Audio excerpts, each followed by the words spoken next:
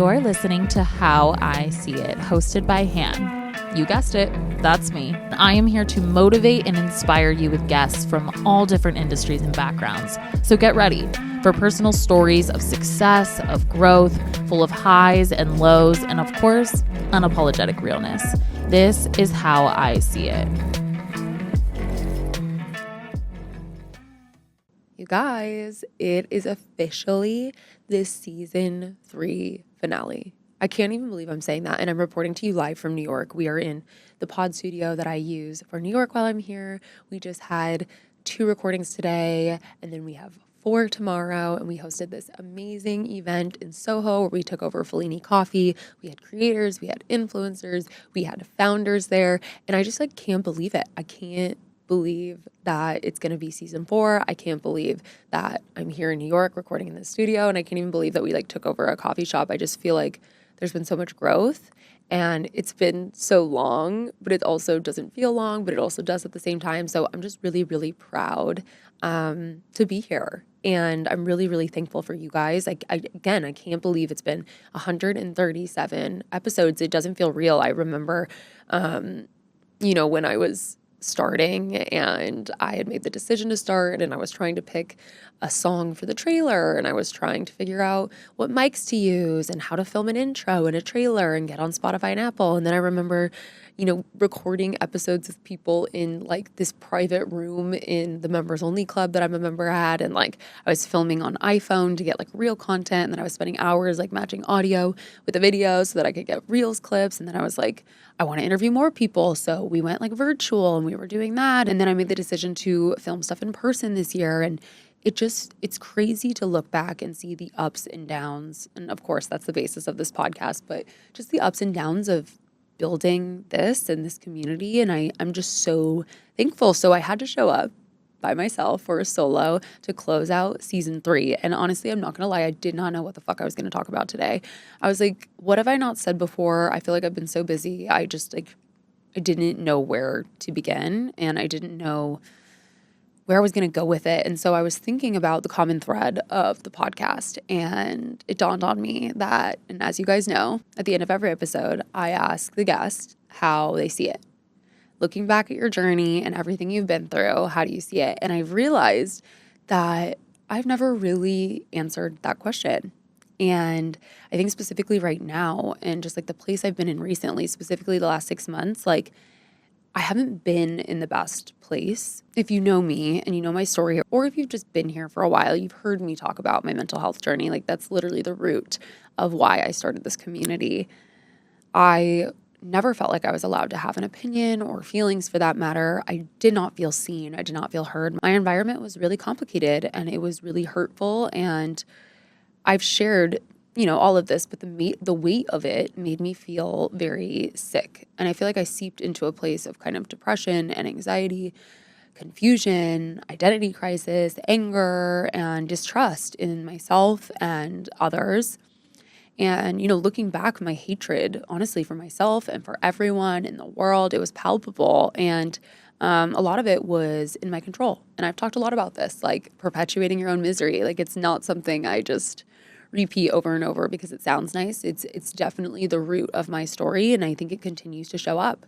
And I feel recently I've seen it showing up in, my life and the way I've been living. I feel I'm entering a new chapter. And I think when I look back at everything I've been through and the ups and downs of the business, of the podcast, of my personal life, of my healing journey, I think the core of it all is really just how you see it. I think that we have choices. I was just in Aspen actually for a founders retreat, and Jack Gold, amazing. I love her. She's just this amazing coach in the self-help space, in the healing space. She's actually coming on the podcast soon. But she led the group in a workshop where she passed out a card, and everyone had a specific card, and she didn't know what they were. It was up to the divine for us to get the right card. But my card specifically, I think it said something what are you ashamed, what's something you've done where you didn't show up in the best way, or something you're ashamed of. And I kind of shared that I have a lot. I mean, obviously I have many moments where I did not show up as the best version of myself. But I think the common thread is that I feel a lot of shame about a lot of the things that have happened in the past. And a lot of the things I've carried, not just like the trauma, but like the ways in which I perpetuated my own misery for so long, with people, with friends, with boyfriends, just in general. And a huge part of my journey, and I shared this with the group, has been realizing and admitting that there is a choice in how I want to act, how I want to see the world, how I want to see people, how I want to behave, think, feel. That realization and practice feels like an understatement because it is such a hard thing to do, but that practice, for lack of a better word, changed my life, and it continues to. It's healed parts of me I didn't ever think possible, and it allowed me to do this, build my business, my page, this podcast. But the interesting new part of my healing journey, and kind of the thing I've been grappling with, I feel like over the last 6 months, is that to let the shame go around not making the better choice. We have to feel. To truly feel free and unapologetic and be the most aligned version of ourselves, we have to be able to grieve and feel, be sad, and let ourselves get vulnerable. I think for me, like, truly let myself be seen. And I think that is very complicated because all I have ever wanted is to be seen. I think that's the core of the podcast. Like, I want others to feel seen because it is like one of the biggest, if not the biggest, desire of my heart. And I think we all long for that. But I think the tricky part is, how can we feel seen if we don't allow people to see us? And I think that's something I've been grappling with recently, but I've had to jump on a lot of calls recently, especially as we're jumping into season 4. I'm like really pitching hard for the podcast. People are trying to come on. It kind of always starts with like an intro call with people that I'm interested in having on. And I feel like I've caught myself recently being like, the podcast started because like I always wanted to feel seen, or I loved fashion, but like mental health is a huge part of my story, and I couldn't put, a breakdown of a depressive episode in a Blazer post. And so I've come up with this like elevator pitch that's, rooted in, my mission, but I feel like I've kind of had to repeat that like over and over again. But I think if I were to get more vulnerable and actually get to the core of like why we're here, I would say that this podcast is special because I truly believe that there are parts of us left completely unexplored until we encounter another person or encounter another person's story. Every major self-realization, every major shift in my life, every crash out has been triggered by the inevitable truths that come with experiencing another person, whether that's a result of a relationship, whether that's a scenario that triggers an emotion, whether that's listening to a podcast, whether it's an experience that uncovers like an unexplored wound. The human experience elicits discomfort that results in immense change. And I think that that's what I have always wanted to replicate with how I see it. I view the ups and downs of the human experience and the things people have gone through, the things people have overcame, the triumphs they've had as the greatest reminder that we are not alone. And I think more so, I've seen how it shapes the way I view hope and the way it motivates me to choose hope. I have always found incredible inspiration from listening to people's stories, like always. I think it's because I've always struggled to resonate with people's, I don't know how else to say it, like ability to want to continue to live and to continue to get up and choose joy. That is something that's hard for me. It doesn't come naturally to me. I love like the timeline approach. Like I said, like people sharing like where they started, what they went through, what they had to overcome, like what had happened in their childhood that got to where they were, like the triumphs, the successes, where they still are struggling now. Like when you see someone's life like laid out over time, or at least their journey or parts of their life, endurance and, positivity and hope, they don't seem as abstract. Their story becomes evidence, at least for me, that what they went through mattered and it led them to where they ultimately ended up. And I think more so, like I said, as someone who really struggles, I think, to muster up hope, like again, it doesn't come naturally to me. I think that it gives me belief that it's not naive to have it, to have hope, to look to the future in a positive way. I talk a lot on the podcast about, the healing journey and entrepreneurship, and I think both take audacity. I think it's not just business that requires resilience and risk and getting uncomfortable. It is so much involved in pursuing more and healing and working through your shit. And like I said, like, I'm not gonna lie, it's been a really hard 6 months for me.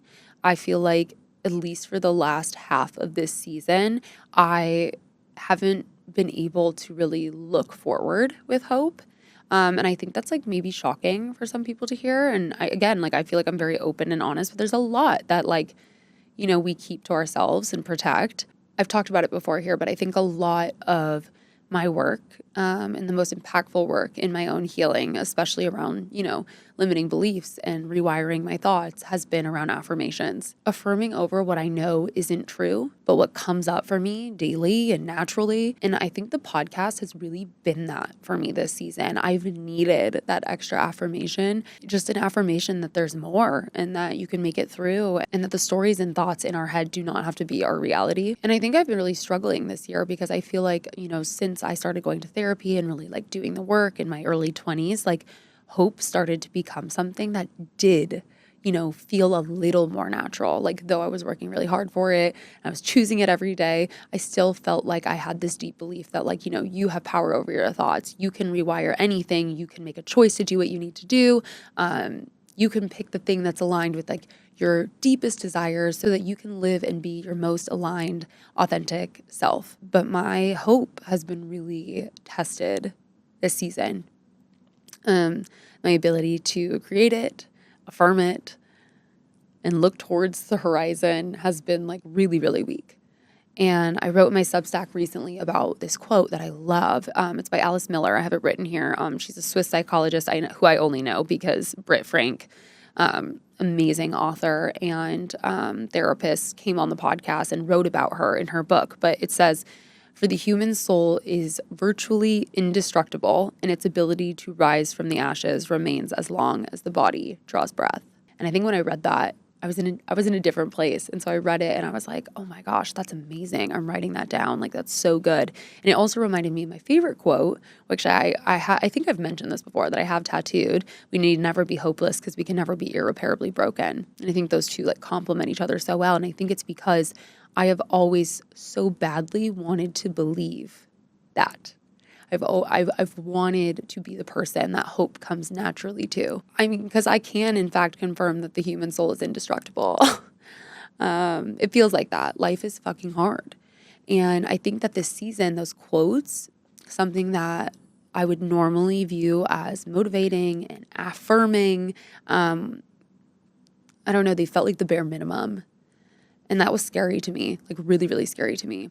And I think that makes me go to a dark place. And I think it took me waking up one morning and looking at, the mirror, as I always talk about. Unfortunately, that practice never stops either, and because it's the hardest. And asking myself the question that I mention here all the time, which is, am I perpetuating my own misery? Again, not so fun question. And I realized I had been. Especially recently, for a lot of different reasons. So I decided to take action. I told myself that I was going to wake up earlier. I was going to go walk. I was going to go listen to some podcasts. And not even that, like, if I was, overdoing it with the podcast and the self-growth and it was too much, that I would just walk and, like, not look at my phone and just, like, be with myself and, like, think. The time with myself and the self-reflection, even over the last month that I've been doing it, has reminded me and pointed out a lot of things in my life, but most importantly, the reminder, which is that I have a choice. We have choices. If I were to ask myself, how do you see it? Looking back at my journey and everything you've been through, how do you see it? And if I were to look at the podcast and everyone that's come on and everyone that's shared their story and the ups and downs of their human experience and the traumas and the childhood wounds and, like, the business roadblocks, I would say that hope is a choice. Whether I'm up or I'm down, hope is dependent on me. Our world becomes how we were forced to see it. Like, it's not our fault, the situations we were put in, the things that happened to us. I know that firsthand. But looking in the mirror pushes us to reconcile with a lot, but specifically the question of, at what point is it our responsibility to reshape our world? My timeline, my healing journey has evolved, and it has gone up and down and all around. It started with taking accountability, addressing childhood trauma, getting curious about the lens in which I see the world, choosing differently in the most intense way. and doing my best to interrupt old thought patterns and rewire like a lot of the things that I believed to be true about myself, about the world, about everyone. It involved overcoming crippling depression and anxiety and building a company and platform I deeply am proud of. And for a while, I believed that the podcast, I think, would, lessen those blows. I think I was doing the work. I was in like the honeymoon phase of my healing journey. I was launching the podcast. I had created a platform where I could be unapologetic, heard and seen, and could allow that for others. I thought that if I took my power back, I think in those ways, and I created a safe space for myself, that it would make, I think, the past worth it, or it would be like I'd find redemption or something. I thought that it would all, I think, feel easier. And though the podcast and, 137 episodes of How I See It is one of my like greatest achievements, I'm so, so proud. It didn't and hasn't, healed me. I think I was looking at it as like a Band-Aid almost. It's been beautiful. It's been a space of healing, a space for innovation and motivation, a safe space, that I didn't have, which is beautiful, and impacted me in so many ways, but it doesn't take away the pain. And it can't curb the pain either. And it doesn't take away my own responsibility and my own choice, which is to show up every day with the belief that things get better and that, I can choose hope. That's on me. So to get there, and I think what I've realized, this last season and looking back is like, if I want that, if I want to continue to be able to choose that, I need to continue to push myself to pursue more. And for me, that's not, adding things to the to-do list or doing more therapies or doing more supplements or taking more things or doing more, breath work. It's actually, removing all of that. Because I think for me, that's like an easy way to bypass and actually like going inward and working on, real vulnerability and feeling my feelings and feeling sad about the past and allowing myself to, break my walls down, even though like I don't even really know how or what that looks like. Working on it, we'll let you guys know.